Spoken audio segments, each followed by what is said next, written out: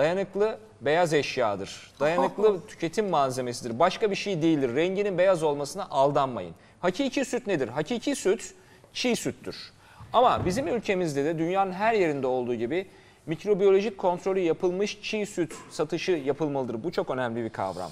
Yani bizim o sütçülerimizin getirdiği sütten bahsediyorsunuz. Aynı sütten yani. bahsediyoruz ama burada artık kesinlikle ama... burada artık üretici kooperatifleşmeli.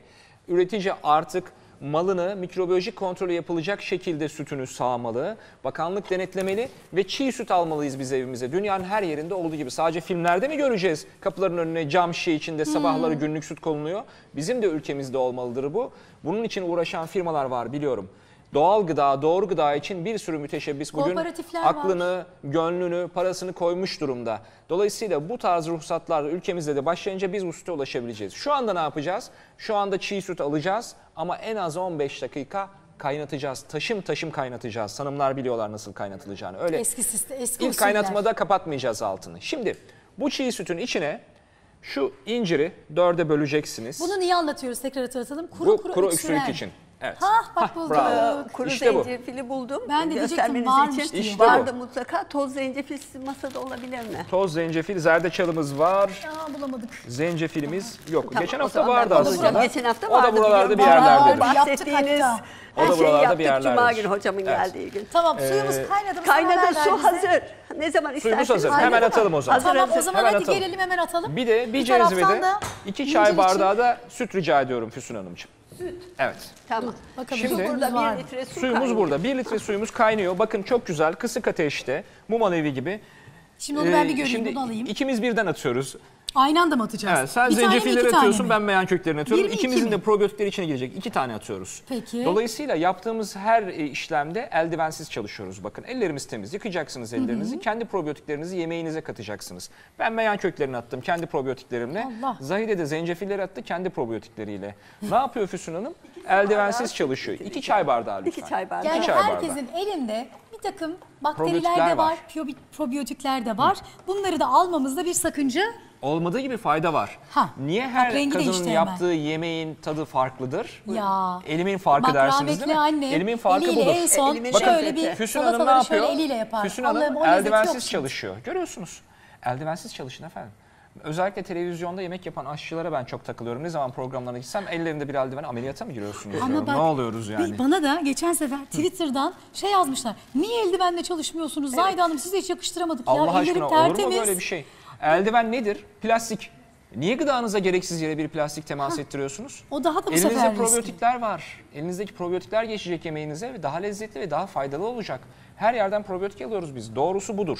Şimdi 2 çay Bir bardağı şey soracağım, sütümüz var. dur bir dakika. Oraya geçmeden. Bunun üzerini kapatmam gerekiyor mu? Ben izleyicilerimize göstermek için yapıyorum şöyle yarım ama. aralık bırakmayı tercih ediyorum. Tahta kaşıkla yok, bu başka bir şey. O yemeğinki.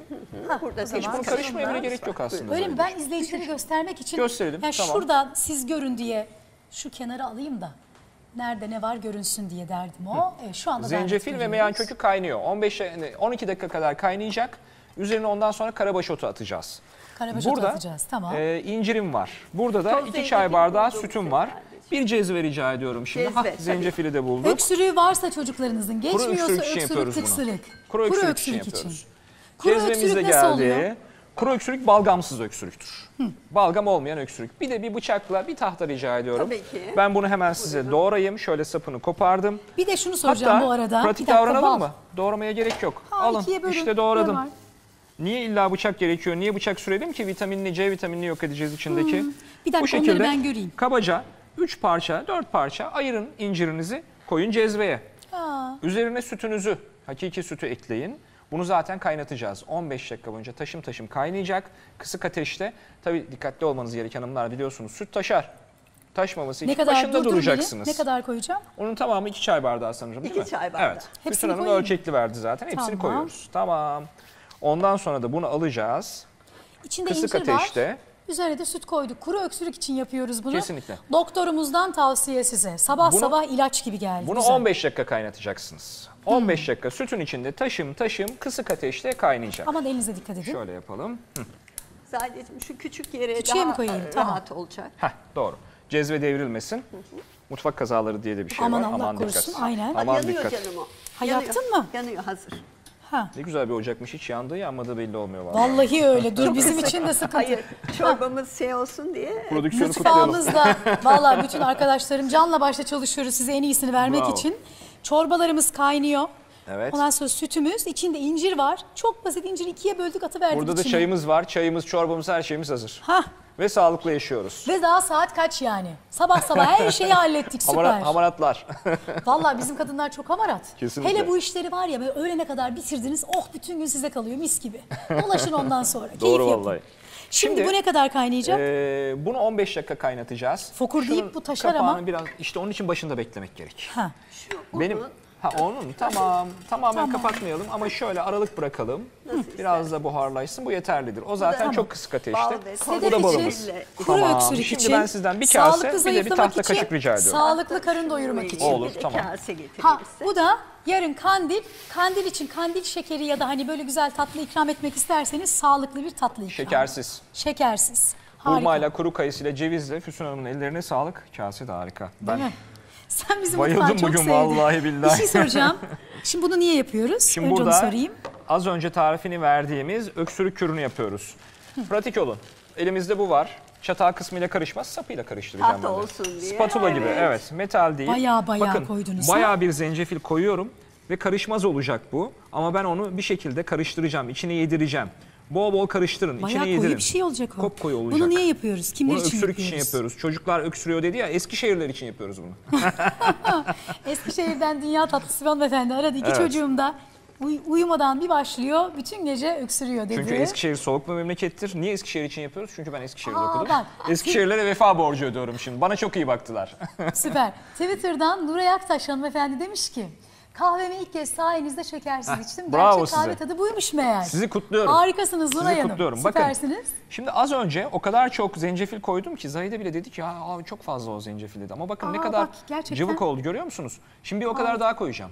Yani Daha. aldığı kadar çok fazla zencefil olacak. Cuma günü hocamız da Kur'an'da geçen Evet. şifalı Zencefil ve bal. zencefil ve bal karışımı. Mustafa diye. Hoca değil mi? Evet. Evet. Yarın Bizim bizimle beraber- beraber onu söyleyeyim. Mustafa Karataş yarın kandil. Benden selam söyleyin, hürmetlerimi Aleyküm iletin. selam söyleriz Mustafa Hoca'yı tabii. çok severim. Bir gün beraber katıldığımız bir programda Mustafa yapalım. Hoca bir şey anlattı ve ben de onu tıbbi bilgiyle birleştirdim. Çok güzeldi. Dedi ki Peygamberimizin zamanında yeni doğan bebekleri peygamberimize götürürlermiş ve peygamberimiz minnacık bir parça hurmayı ağzında çiğneyip bebeğin ağzına verirmiş. Ama bu sadece peygamberimize özgü bir adetmiş. Bir başkası yapmazmış. Bu nedir biliyor musunuz? O programda da anlattım. Şimdi size anlatıyorum. Yarın sorarım ben Bu, bunu. Mustafa Hoca da hatırlayacaktır. Bu probiyotik takviyesidir.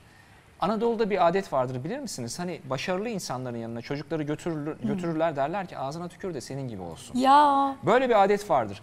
Bu da aslında aynı geleneğin benzeridir, devamıdır. Peygamberimizin yanına niye götürüyorlar? Çünkü o bizim peygamberimiz, dünyanın en mübarek insanı. İstiyorlar ki ondan probiyotik aktarılsın yeni doğan bebeğe. Yoksa yeni doğan bebek zaten o hurmayı yutamıyor ki. Çiğneyemiyor ki, ama ağzının içine alması bile yeterli. Peygamberimizin probiyotikleri transfer edilmiş oluyor ona. Müthiş bir şey. Anlattığı anda benim aklıma hemen bu geldi. ya Bugün yarın sorayım kendisine. evet, kesinlikle soralım. Mustafa Hoca da hatırlayacaktır. Bu müthiş bir şey. Probiyotikler Çok güzel. son derece önemli. Bakın artık bu bir şey gibi oldu. Hani hamur kıvamına geldi. Bunları biz şimdi yapıyoruz ama geçen gelişinde zaten Mustafa Hocam anlattı. Hazreti Muhammed sallallahu aleyhi ve sellem kendi hayatında yaptığı bir formül bu. Ve aslında biz bunu şimdi keşfediyoruz. Doktorlarımız şimdi bunu yapın diyor. Yüzyıllar önce yapılmış bir şeyden bahsediyorum Aslında size. çok da yeni bir şeyler yok yani. Tabii ortada dünyada. tabii. Zamanında bilmiş, yapmış. Onun getirdiği şifalı güzellikleri biz şimdi keşfediyoruz. Peki Şimdi- bu arada Bakın şimdi, bakın görüyor Sahara musunuz? Nisan, Mavi Ay, Zahide Yetiş Heşte ile şeker Bakın, yerine bal ne kadar kullanabilirsiniz. Çocuklara ödül olarak verilebilir mi diyor. Bal ödül Balın da olarak şeker fazlası yerine olur zarardır. mu? Bal faydalıdır. Bal şifalıdır. Apiterapi diye bir bilim dalı bile var. Balın şifasını inceleyen, ama balın da fazlası zararlıdır. Şunu bir daha yapalım mı? Günde bir Tam tatlı yakına kaşığını geldik. geçmeyin lütfen. Bakın görüyor musunuz ne kadar katı oldu? Göremiyoruz biraz aşağıya. İyiyim birazcık. Ben de alayım mı onu şöyle göstereyim. Hazır izleyicilerimize. almışken şimdi ben bunu Zahide'ye yedireceğim. Niye yedireceğim biliyor musunuz? Bu tür aynı zamanda spikerler, sunucular ve konuşmayla şarkıcılar, ilgili. müzisyenler için de Öğretmenler ses için. kısıklığına karşı birebir olan bir kürdür. Niye? Çünkü ses tellerini çok kullanıyorlar. İşte bu Zahide için de şifadır. Çok konuşuyor Her musun sabah. diyorsun bana çaktırmadan sana. Ama sen çok konuşarak kazanıyorsun Yani. ekmek paranı. Mecbursun çok konuşmaya. Ya biz öyle muhabbetler yapıyoruz. Diyorum ki bak Ümit Bey geldiğin zaman otur. Oturmayacağım diyor. Ben ayakta da Aynen ya öyle. otur diyorum bak ben çok uzun kalıyorum yanında. Yok topuklu ben bu ayakkabıyla sefer geleceğim. böyle 3 santim topuklu ayakkabı giydim ayağıma. Maşallah yalnız. Cidden öyle Kısa gelmiş. görünmeyeyim diye. Bakayım İşin ekranda şakası, çok da kısa görünmüyorum. Evet. boy uzatmayı da o kadar çok soruyor ki izleyicilerimiz o vesileyle onu da soracağım size. Çocuğunuzun boyunun Biraz uzamasını tadıyorum ben istiyor o zaman. musunuz? İstemez miyiz? O zaman çocuğunuza şeker yedirmeyin. Ha. Tamam mı? Yapın değil de yapmayın dedik bu sefer. Evet. Şeker verdiğiniz çocukların boy uzaması yavaşlıyor mu? Başlar, durur. Bakın şeker son derece zararlı. Şeker yedirdiğiniz zaman bir kere zaten çocuğunuza zarar veriyorsunuz. Şeker yedirdiğiniz zaman çocuğunuzun pankreas hücrelerini harap ediyorsunuz. Şeker yedirdiğiniz zaman çocuğunuzu gelecekte kalp damar hastası olmaya yaklaştırıyorsunuz, itiyorsunuz. Şeker yediğiniz zaman çocuğunuzda bağımlılık meydana geliyor. Hani diyor ya hocam ben şekeri, ekmeği bırakamıyorum ki. İşte o bırakamıyorum lafı bağımlılık yaptığı için. Şekere bağımlı bir evlat istemiyorsanız şeker yedirmeyin. Bana bunu yedirdi diye Telefonum. konuşamayayım diye. Evet. Acı mı? Böyle şuradan tatlı bir şeyler böyle. Ama nasıl güzel ısınıyor. Yok muazzam bir şey bu. Nasıl? Bunu Sabotaj mutlaka yapmak düzenledim. lazım. Şimdi Hadi o programın zaman. bütün iplerini elime alıyorum. Zahide konuşamayacak. Telefonumuz var. Buyurun. Bu devam Hadi. ediyor mu Ümit? Merhaba de. Merhaba diyeyim. Peki ama ekranda göremiyorum. Kim arıyor? Alo. Buyurun Alo. efendim. Günaydın. Günaydın. Sizi dinliyoruz. Buyurun. Konuşayım Ben- istersen. Buyurun. Günaydın efendim. Hoş geldiniz. İyi haftalar Hoş bulduk. olsun. Sesiniz mi kısık sizin? Zahide konuşunca konuşuyorsunuz. Ben konuşunca Genelde cevap yapın böyle. vermiyorsunuz. Yok canım. Duyuyorum efendim, duyuyorum sizi. Ha hem de bir karışık beyefendi kaynatacağız. arıyor. Bak ne Evet, güzel şuradan sabah sabah. sütümüze müdahale